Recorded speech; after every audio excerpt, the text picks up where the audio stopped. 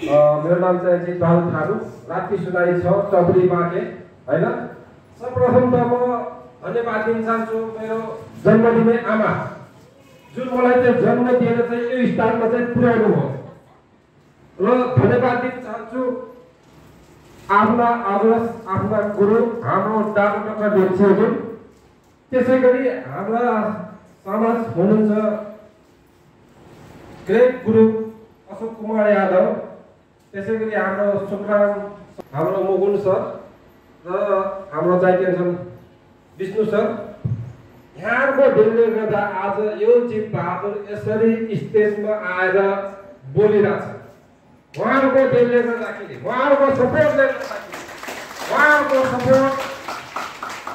उहाँको साथ नपाइदिएको भए आज यो जितबहादुर नदीतिर राम सत्य थियो। उहाँहरूको देनले गर्दाखेरि आज यसरी जुन स्टेजमा आएर बोल्ने मौका पाइरहेको छु, उहाँहरूको देनले गर्दाखेरि। उहाँहरूको ठुलो एकदमै योगदान छ मेरो जीवनलाई चाहिँ बचाउन।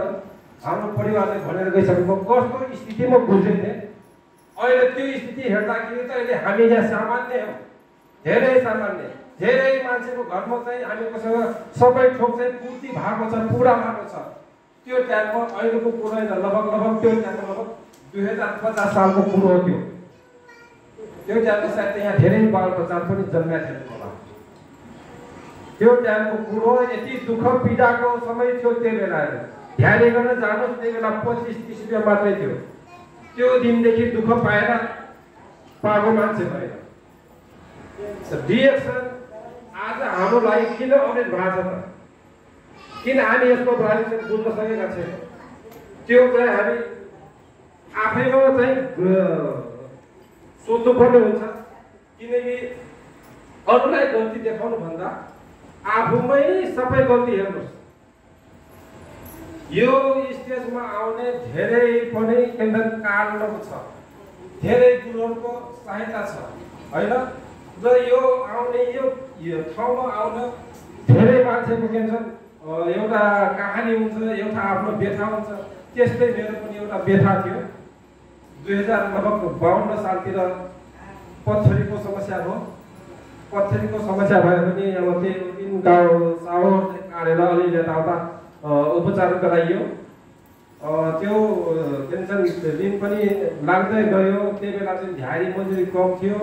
अनि त्यस्तै गर्दा पत्थरीको उपचार गराउँदा चाहिँ ग्यास्ट्रिक भयो, ग्यास्ट्रिकको उपचार गराउँदा प्रेसर हाई भइदियो। त्यस्तै गर्दा एकदमै कमी कमजोरी चाहिँ घरमा थियो के। अनि बच्चाहरूलाई पनि पढाउने भयो। अनि आर्थिक स्थिति बहुत कमजोर थियो। त्यही बेला केही शरीरलाई बचाउने मलाई चाहिँ सहायता दिने जीवनमा 2 जना व्यक्तिले चाहिँ मलाई चाहिँ एकदमै ठुलो योगदान दिनुभएको छ। एउटा चाहिँ अगाडि बढ्ने चाहिँ बाटो दिनुभएको छ। उहाँलाई पनि म बिर्सन सक्दिनँ। उहाँ हुनुहुन्छ हाम्रो एउटा मेरो जीवन बचाउने डाक्टर। यो अलिकति जीवनलाई सहारा दिने हाम्रो चाहिँ नेपालको एउटा साइकल स्टोरवाला हुनुहुन्छ राजु भन्ने। उहाँको लागि एकचोटि जोरदार ताली, किनकि उहाँले धेरै सहायता गर्नुभएको छ मलाई। उहाँको सहायताले पनि आज म यो ठाउँमा चाहिँ बढ्न चाहिँ सफल भएको छु। किनभनेपछि उहाँले पनि त्यो टाइममा मलाई चाहिँ बिमार परेँ, त्यो टाइममा चाहिँ मलाई चाहिँ घरको परिवारबाट सपोर्ट आएन, यताउतिबाट सपोर्ट आएन।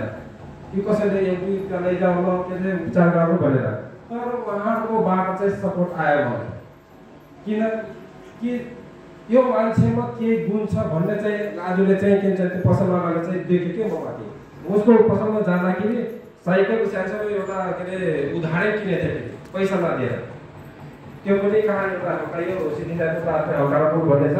यहाँ चाहिँ लगभग 1 महिना काम गरेँ घरमा।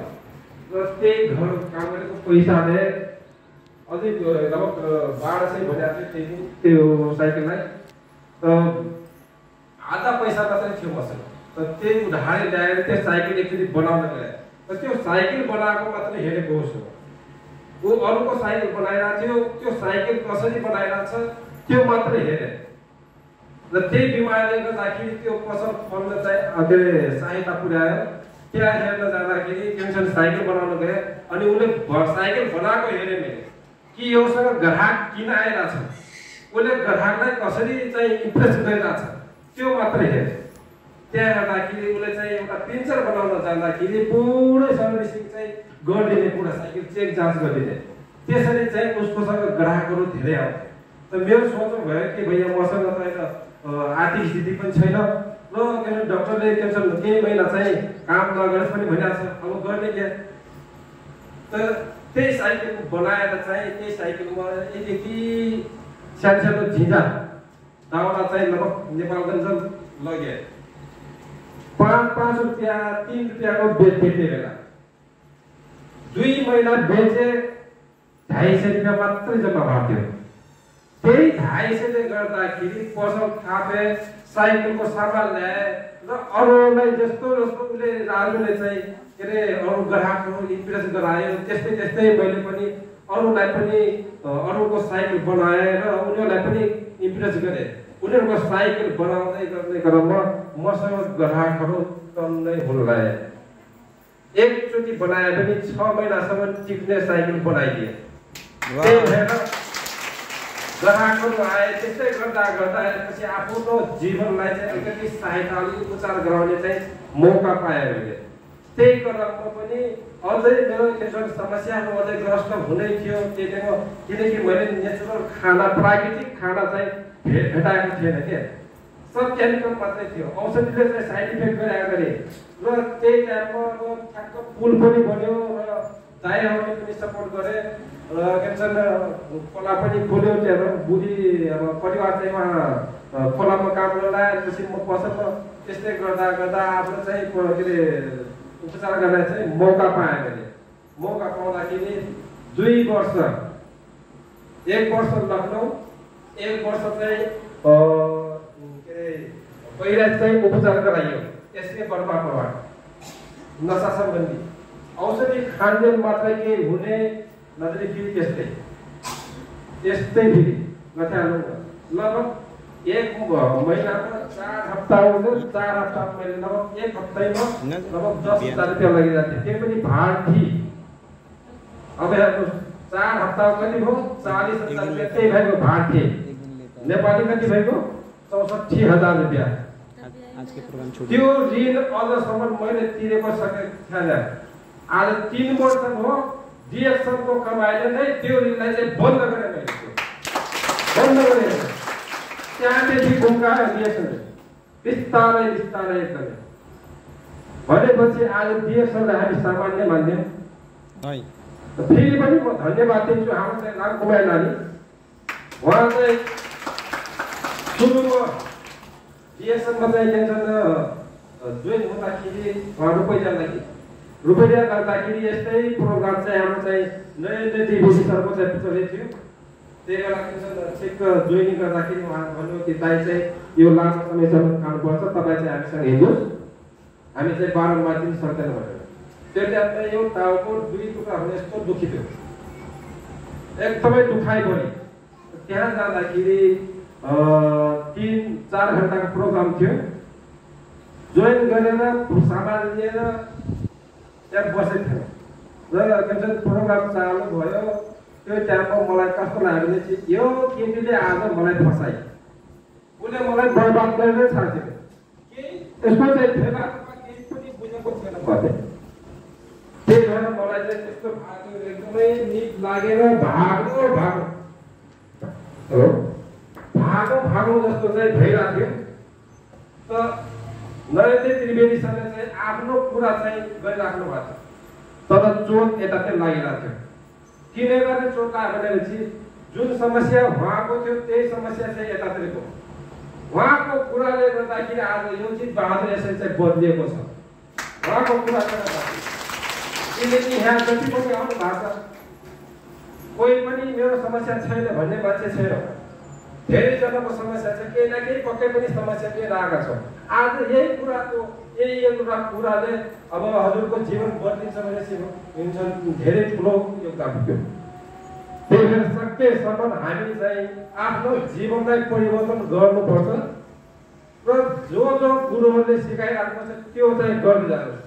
त्यही गर्ने क्रममा आज हाम्रो चाहिँ मुकुल सर, हाम्रो चाहिँ सुब्राम सर, हाम्रो चाहिँ अशोक सर हुनुहुन्छ, एउटा सुनिता म्याडम हुनुहुन्छ होइन त होइन, उहाँहरूले चाहिँ बारम्बार एकदमै सिकाइराख्दै आउँदै गर्नुहुन्छ। आज कति भयो 9 वर्षसम्म यहाँ चाहिँ आइराख्नु भएको छ हामीलाई चाहिँ।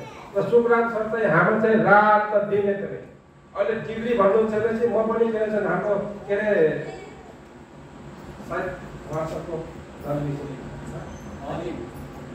हलिम शेख जस्तै हलिम शेख जस्तै उहाँको सर्टिफिकेट, उहाँको आइडी यही नै, मेरो पनि यस्तै आइडी यही नै सर्टिफिकेट हो।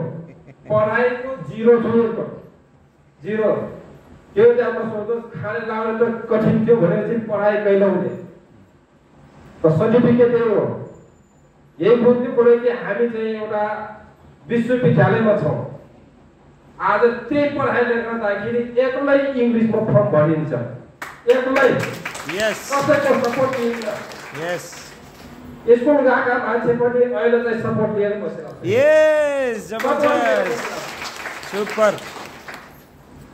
सिक्नेमा प्रयास गरौँ। सिक्ने भन्दा ठुलो काम अरू केही पनि होइन। सिकेनौँ समस्या त्यहीँको छ। सिक्यो भने बुझ्यो भने चाहिँ आज जसरी हामी बोलिरहेछौँ त्यो ठाउँमा चाहिँ उम्मिने चाहिँ तपाईँहरू हुनुहुन्छ। किन डिएक्सन यस्तो अब के उद्देश्य लिएर चाहिँ उसलाई चाहिँ निस्केको छ, उसको के अरे भिजन के छ,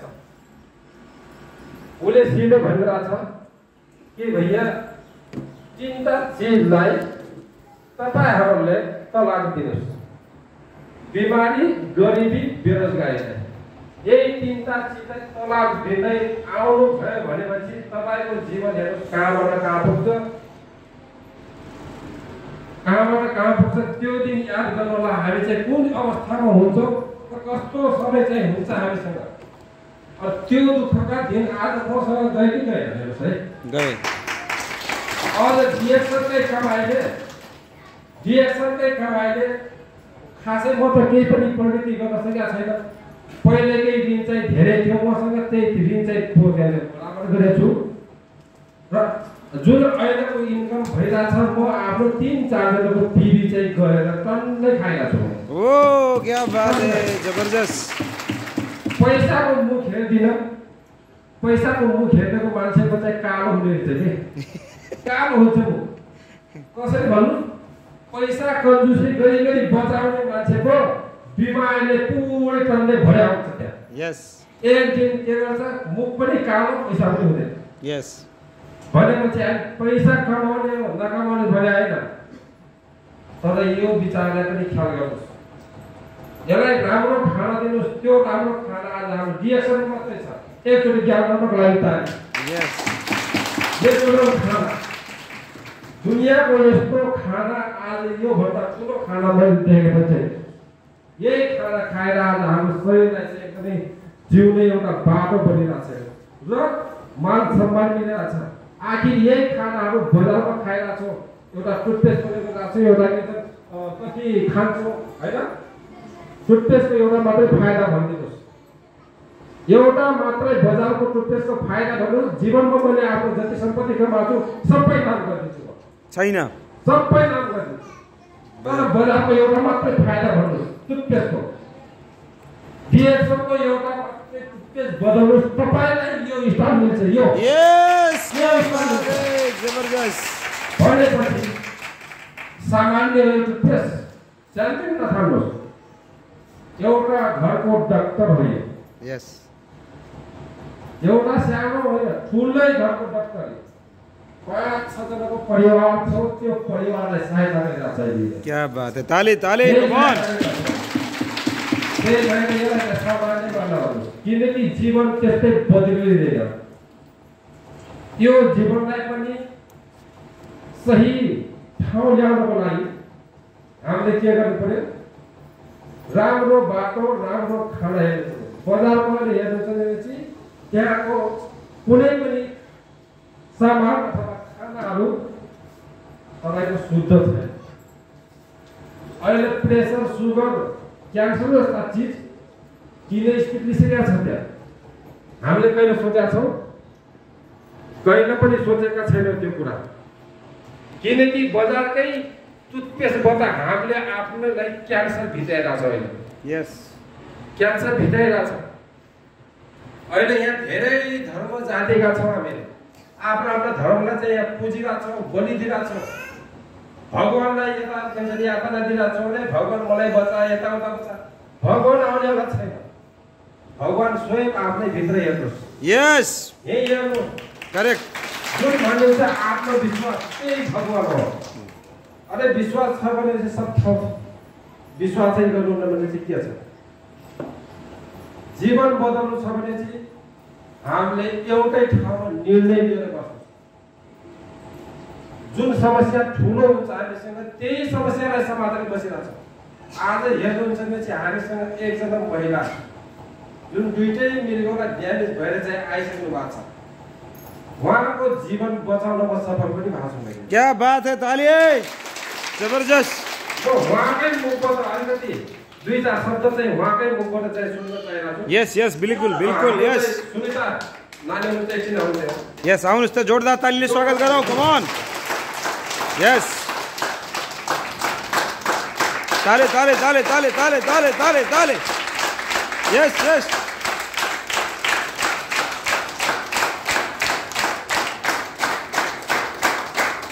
धन्यवाद। हामी भन्छ कि सानो समस्या हामीहरू कहिले जान्छ नि बिचारा हो अन्तिम अवस्थामा चाहिँ के छ लडिराख्नु भएको छ। यस अब अघिल्लो पनि हाम्रो चाहिँ इन्द्र म्याडमले चाहिँ भनेर गइसक्यो महिलाहरूको व्यथा कति हुन्छ नि त्यो बिठा पनि मैले के भन्छ त्यो दुःख चाहिँ मैले महसुस गरिरहेको छु।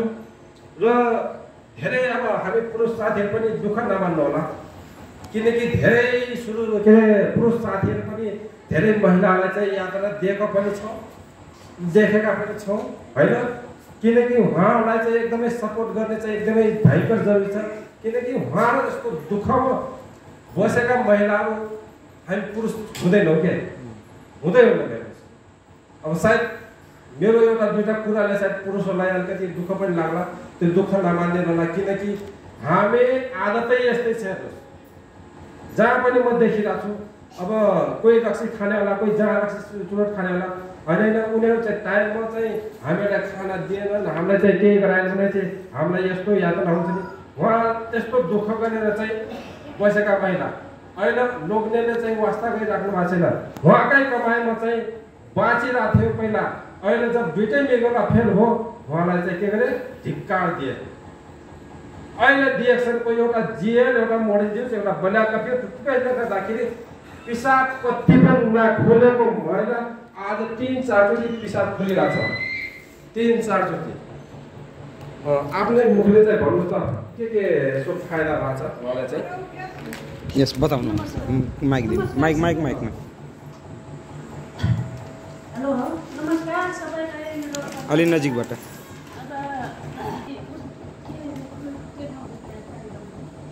सयपुरमा गएको थियो, सके नसकिनु अनि सयपुरमा जाँदाखेरि अनि म के अरे सिँढीबाट माथि चढ्नु नै सकेको थिएन। अनि एकजना सरले देख्नु भएको थियो, उहाँले देख्नु भएको थियो। अनि के भएको हो भनेर सोध्नुभयो। अनि मलाई यस्तो यस्तो भाषा टाइम भएको त्यो भएर सरले बोलाउनु भएको थियो। अनि आएको भनेर भने अनि गयो। अनि बल्ल बल्ल सकिन सर गएर बस्यो। अनि सबै सुन्यो। अनि सुन्दाखेरि अनि त्यो भन्नुभयो अनि के हुन्छ जानु होला माथि। अनि माथि हुनुहुन्छ सबैजना भन्नुभयो। अनि उहाँ सरलाई पनि एकदम के अरे जोड ताली दिनु होला हजुरहरूले।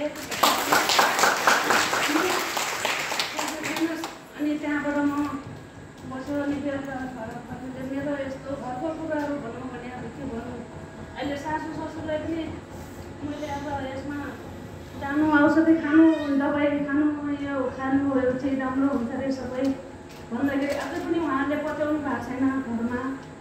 अनि पत्याउनु भएको छैन। त्यही भएर म आज यहाँसम्म आएको छु। मलाई एकदम राम्रो भइरहेछ। आज त उहाँहरूले भन्नुहुन्छ पैसा मात्रै खर्च धेरै खर्च गर्ने अनि हस्पिटल जानु पऱ्यो भने के पैसाले जाने हो भनेर भन्नुभएको छ। अनि अस्ति उसमा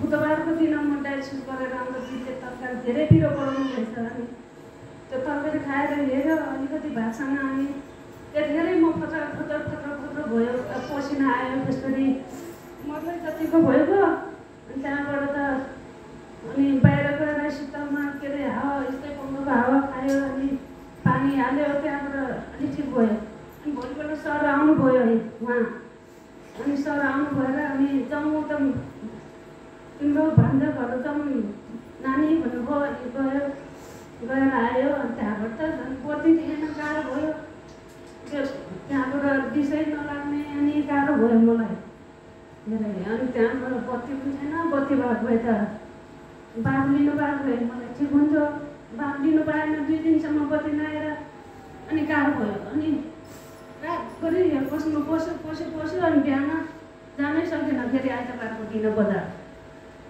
अनि त्यहाँबाट त मलाई इन्गेज ल्याउनु मेरो पैसा जति छ पैसा मागेर कसैले त्यहाँ गाउँमा भन्नु अनि पैसा आउनेछ मेरो त्यहाँ गएर पैसा लिएर मलाई इन्गेज ल्याउनु नत्र भने म बाटोमै मर्छु म के अरे अटोमा गए पनि म बाँच्दैन भनेर इन्गेज मगाएर म बजारमा गएर उपचार गरेर आयो मेरै पैसाले उनीहरू घरको मान्छे गए पनि मेरै पैसाले जानुपर्छ उनीहरू 1 रुपियाँ खर्च गराउनुहुन्न मलाई उनीहरूले 1 रुपियाँ पैसा पनि दिन्न बुढो अब विदेश हुनुहुन्छ 1 लाख 2 लाख 2 लाख पैसा पठाउनुहुन्छ 1 रुपियाँ मलाई खर्च गर्न दिनुहुन्न उहाँहरूले घरको मान्छे कसैले पनि दिनुहुन्न म एकदम यसमा आगोबाट मलाई एकदम राम्रो भइरहेछ अझै पनि योभन्दा सजिलो भयो म धेरै खुसी हुन्थ्यो म केही काम नगरेर खान सक्छु भन्ने मेरो आत्मामा मेरो हृदयमा आएर छ त्यही म भन्न चाहन्छु त्योभन्दा म बढी बोल्न सक्दैन मेरो बोल्ने क्षमता छैन धन्यवाद सुन्नुभयो उहाँको दुःख पीडाहरू कस्ता जीवन जिइराख्नु भएको छ हामी त यहाँ धेरै सहज के अरे सजिलो अथवा सबै पुगेका महिलाहरू छौँ पुरुषहरू छौँ हामी सबैसँग चाहिँ पूर्ति भएको छ क्या अझै सिङ्गो शरीर जो छ हामीसँग सानो समस्यामा हामी अड्केर नराखौँ यही दिमागलाई हामी समातेर नबस्नुहोस् अगर धेरै संस्कार चाहिँ खानु छ र केही अगाडि बढ्नु छ भने चाहिँ यो दिमागलाई नसमात्नुहोस् मनलाई समात्नुहोस् किनकि यो विचार त एकैछिन काठमाडौँ एकैछिन इन्डियातिर पुग्छ एकैछिन देश विदेश पनि पुग्छ त यस्ता नेचुरल चिजलाई कहाँ अँगाल्न सक्छ थाहा गर्नु सक्छ कि मनलाई समात्नुहोस् विचार मन एकै ठाउँ हुन्छ म ठिक भएर नै छाड्छु भन्छ त्यही भएर हामी चाहिँ मनलाई समात्नुहोस् अरूलाई गल्ती देखाउन भन्दा आफैमा गल्ती हो तपाईलाई कसैलाई त्यसरी सम्झाउने जरुरतै पर्दैन त्यही भएर मेरो भनाइ पनि धेरै नबोलिकन यति नै राख्न चाहे किनकि समय